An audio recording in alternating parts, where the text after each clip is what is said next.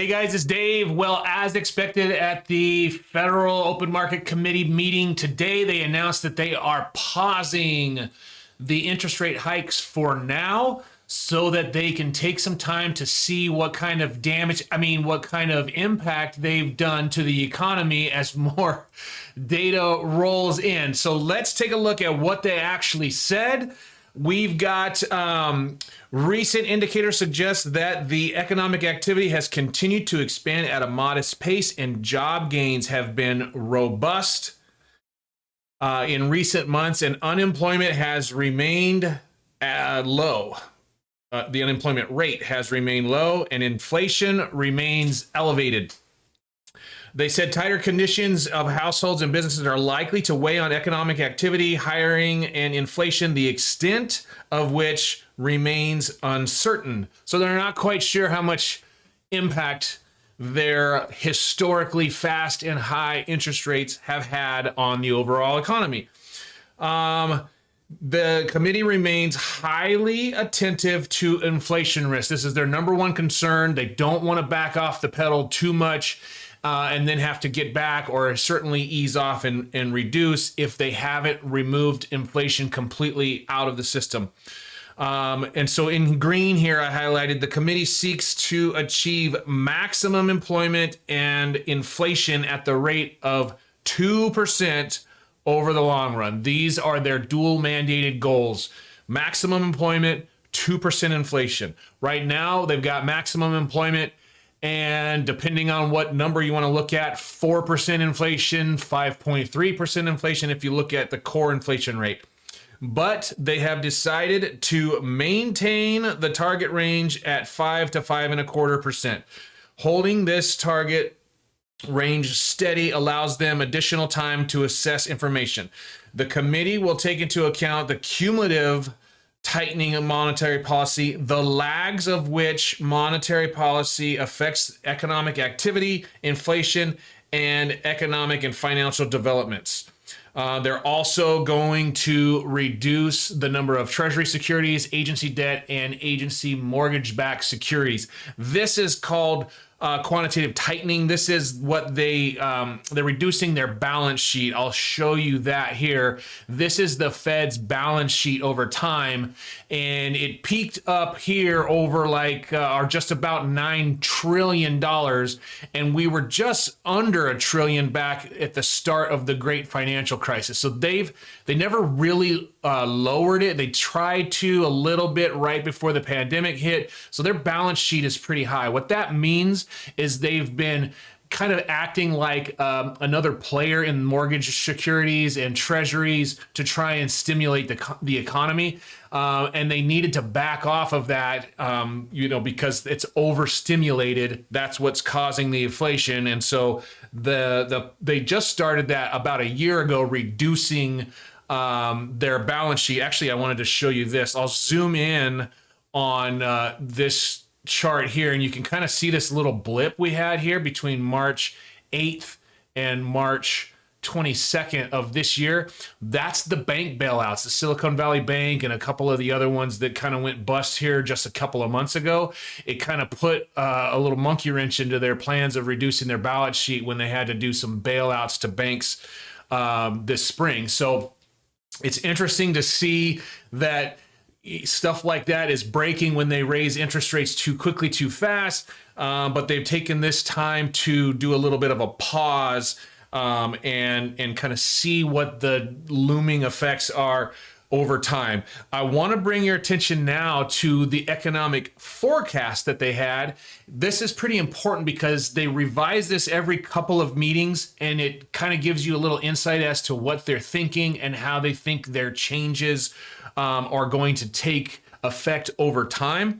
These little dots are all of the voting members' results where they come in at. Over here, we've got percentages of where they think the federal funds rate is going to be. The darker lines, this is 5% here, this is 4% here, 3% here.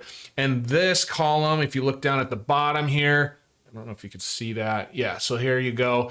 This column here is this year, 2023, and then 2024 is here, and 2025.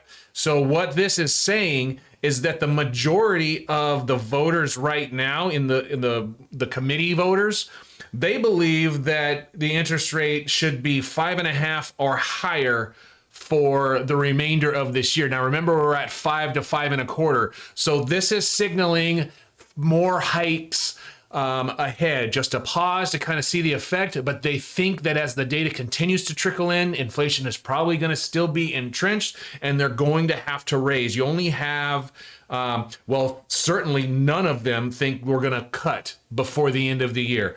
All of them are above the 5% line, and only 2 of them have it remaining where it's at, and everybody else thinks rates are going to go up before the end of this year. When we go into 2024, which would be this area, now we start to see a mixed bag. You've got somebody down here that thinks that's 3.5%, that maybe they've done too much and they're going to have to cut pretty aggressively. But I would say the average is kind of in the 5 to maybe 4.25. Is kind of where the bulk of people are. There's a few outliers that say that you're going to have to remain high, and then that one outlier that says they're going to have to be pretty aggressive. So look to maybe an average of 0.5 to 1% cuts in 2024, and then we get a little more spread out. Here's an outlier that still shows over 5.5% in 2025. Please, Lord, no. And a few people down under 3%. Looks like 4 people under 3% in 2025. When we get to the longer run here, this is kind of giving us a little insight on what they think the overall policy should be long term. And we see a lot of them in the range of like 2.25 to 2.75. This would tell me that the goal for the committee is to hold the overall balanced federal funds rate at between 2.25 and 2.75, at least for the committee members that are currently in power now. Those people come and go over time. Only 3 of them are above that range as the long-term number that they think the federal funds rate should be at. Now, I like to report on this because it does have an impact on interest rates. If you think of what investors, what banks and different financial service companies do, they need to put money into long-term investments with a fixed rate of return. That's a mortgage-backed security. That's a 10-year treasury note, a 30-year treasury note. They have bank municipal bonds that they can buy. They want a long fixed rate return of interest so they have prediction on what their income is going to be, and they need to diversify where they're putting their money. Now, you and I, we didn't have enough money to buy our house outright, so we went to a bank, we borrowed $400,000 or whatever, and they think that we're going to hold on to that mortgage. On average, it's about a 10-year thing. That's why when we compare what interest rates are doing, we like to compare them to 10-year treasury notes, because it's a competing avenue for investors to put their long-term fixed income assets in. So the Fed stimulates the lending between banks with this federal funds rate, and it does have an impact on where they put their money in long-term situations like that. So the higher the Fed rate is going to be, then it has a higher interest rate, because you're not going to buy 3% mortgages when you can buy 5.5% 10-year treasuries. So mortgages have to go higher in interest rates in order to compete on that open market. So that's kind of why I follow it. That's why it's important to the overall economy. It also affects people's jobs. It affects whether or not companies are going to be hiring. It affects your borrowing leverage with your credit cards now at 25%, mortgages around 7%. We want to see those lower. Currently, the economic projections are that it will get lower, but it looks like it's going to take a couple of years. So we'll see how that goes. Thanks a lot for watching. If you like this information, subscribe and maybe hit the like button. That allows the algorithm to show it to more people, and then I get to help more people with this information. Thanks so much for watching. Take care.